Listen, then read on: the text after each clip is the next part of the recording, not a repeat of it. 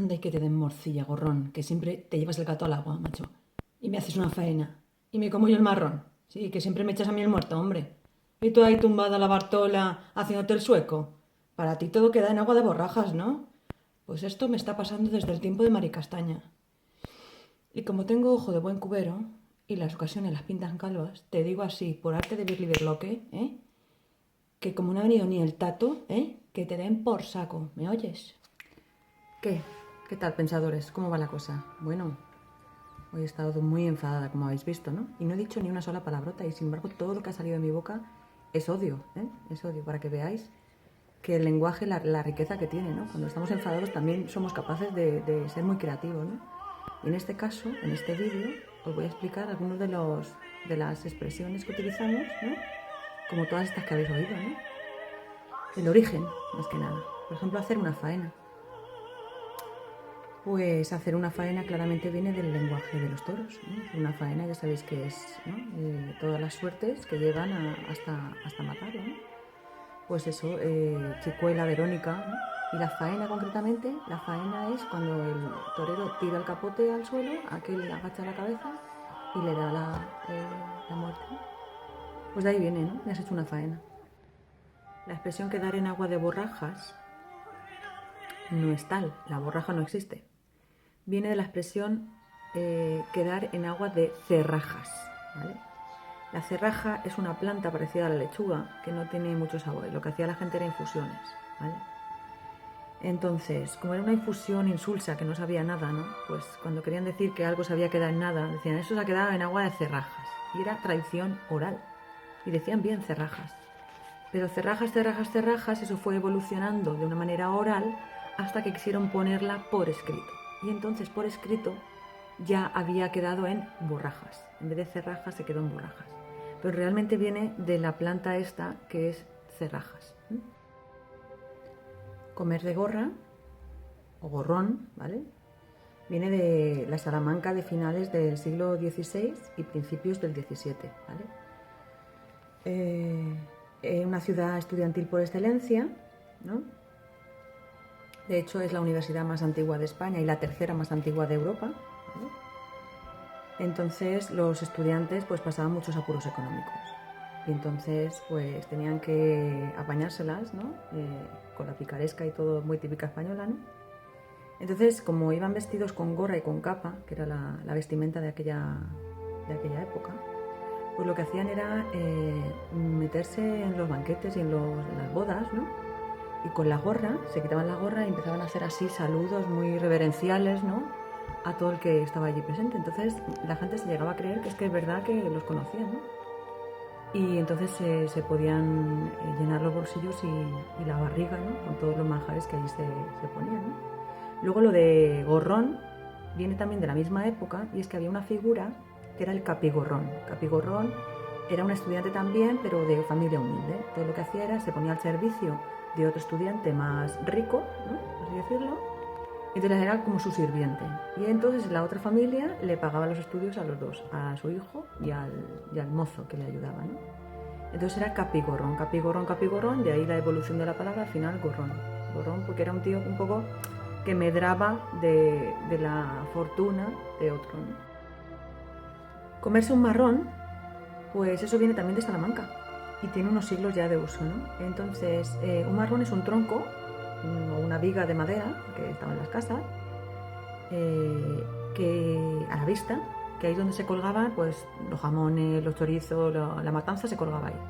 Y también, cuando no era época de matanza o de secar todo esto, pues lo que colgaban eran trastos, herramientas, en fin, era una viga que todo lo cargaba, ¿no?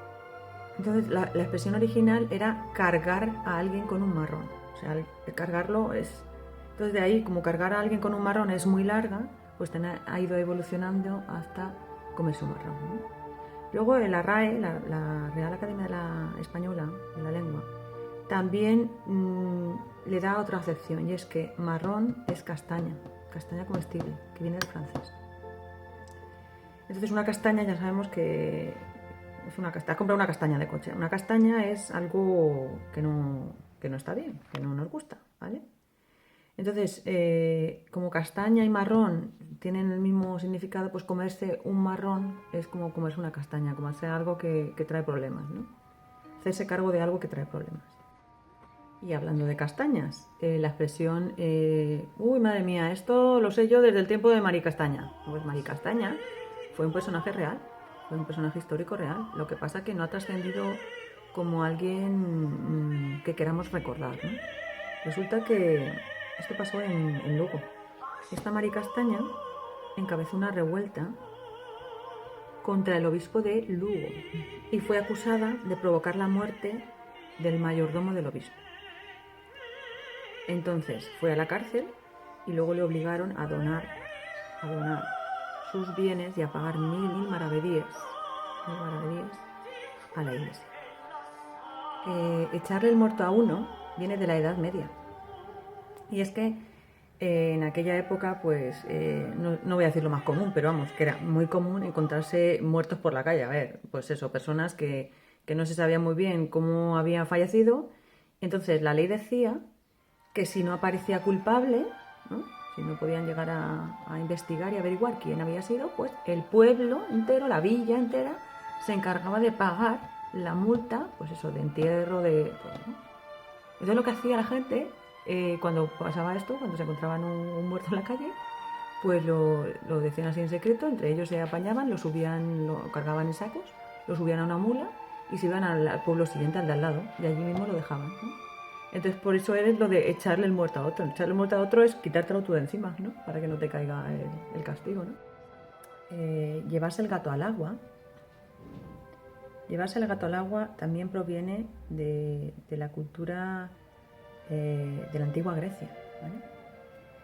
Y esto viene del juego del tira y afloja. Es una cuerda, un equipo a un lado, otro equipo a otro, ¿os acordáis? Y al medio hay pues una especie de charco, zanja o barro o algo asqueroso, ¿no? Entonces se trata de que un equipo tirando, los mismos jugadores en un extremo que en otro, ¿no? Y un equipo es una prueba de resistencia o de fuerza, ¿no? Entonces se trata de ir tirando y a ver cuál de los dos equipos lleva. Entonces, como el equipo perdedor acaba a gatas, acaban todos a cuatro patas, ¿vale? Pues se derivó la expresión que conocemos de llevarse el gato al agua. O sea, parecían gatos, ¿no? De ir a gatas. Y entonces de ahí vino ya lo de llevarse el gato al agua, ¿no? Y es que iban a gatas. Tumbarse a la Bartola viene desde antes de 1852, imaginaros. Y se refiere a la forma de descansar que tenían después de las cosechas, que era terminaban las cosechas por San Bartolomé. Entonces, cuando terminaban de cosechar, que era una faena bastante dura, ¿vale?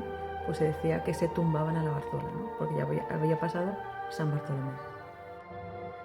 La de no viene ni el Tato. El Tato fue un torero que se llamaba Antonio Sánchez y cuyo apodo era el Tato.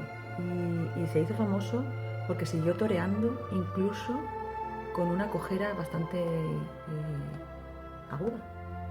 Entonces cuando se dice que no viene ni el Tato, es que claro, ya si ni el Tato que cojo iba a torear, viene ya, ¿quién puede venir? O sea, entonces viene de ahí, ¿no? La de la ocasión la pinta en calva, eso viene de la tradición grecorromana, ¿vale? Una diosa que se llamaba Ocasión, que la retrataban o la representaban con solo pelo por delante y por detrás completamente calva, ¿no? Un poco como simbolizando que cuando esa diosa pasaba y venía, la tenías que coger de frente, porque luego cuando ya había pasado el todo y querías engancharla, como no tenía de dónde, pues se te había pasado la ocasión, ¿no? Entonces por eso la ocasión la pinta en calva, porque como no la cojas de frente, así, según pasa, ya no puedes. Y luego, lo de por los pelos, la expresión por los pelos, también viene de lo mismo, del mismo sitio. La he cogido por los pelos, vamos, que un poco más y se me escapa. Pues de ahí viene también, de la diosa Ocasión. La de a ojo de buen cubero, eso viene también de que antiguamente los artesanos, los cuberos, eran artesanos que fabricaban, que hacían con sus manos cubas, con madera, ¿vale? Hacían cubas. Entonces no tenían una herramienta o un patrón o algo para hacer una exactamente igual que otra. Entonces la hacían a ojo, el tamaño lo hacían a ojo. Pues hacían una y luego más o menos cortaban los tablones igual y hacían otra. Y así entonces se dijo que a ojo de buen cubero. Y entonces lo de estar borracho como una cuba, yo me imagino que vendrá, pues como eran cubas donde eran recipientes donde se guardaba el vino, básicamente, se guardan otras cosas, pero el vino también, y la madera empapa el líquido que tú le vayas a poner, pues entonces de ahí creo que vendrá lo de borracho como una cuba, porque esa madera siempre mantenía pues cierta parte de alcohol de lo que se le había metido. Y bueno, las dos más fuertes como que te den morcilla o a tomar por saco, vienen de la Edad Media, que por entonces sabéis que era época de pestes y de otras epidemias, y que estos animales callejeros eran portadores de ellas, ¿no? Entonces los empleados municipales se dedicaban a ir por las calles dándoles morcillas envenenadas y una vez que habían fallecido los metían en unos sacos, ¿no? En unos sacos. Entonces de ahí viene lo de que te den morcilla y a tomar por saco, ¿no? Cuando alguien te dice esto, pues no quiere lo mejor para ti, desde luego, ¿vale? Pues de ahí viene, de la Edad Media.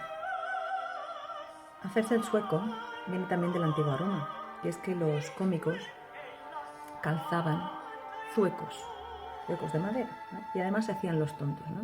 Entonces de ahí, en vez de hacerte el tonto, se fue empleando hacerse el sueco. Sueco, bueno, me imagino que sería hacerse el zueco, y de zueco al final se ha quedado hacerse el sueco. Pero no tiene nada que ver ni con Suecia, ni con los suecos, ni nada, ¿no?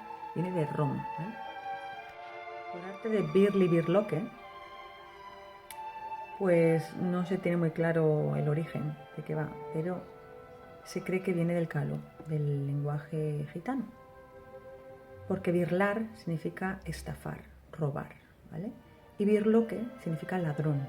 Entonces, por arte de birloque es conseguir algo o unos logros que no son realmente tuyos, ¿no? Entonces, aprobar por arte de birloque es como un poco por arte de magia, ¿no? O sea, no te lo has ganado tú, lo has hecho de alguna manera que no queremos muy bien saber cuál es, ¿no?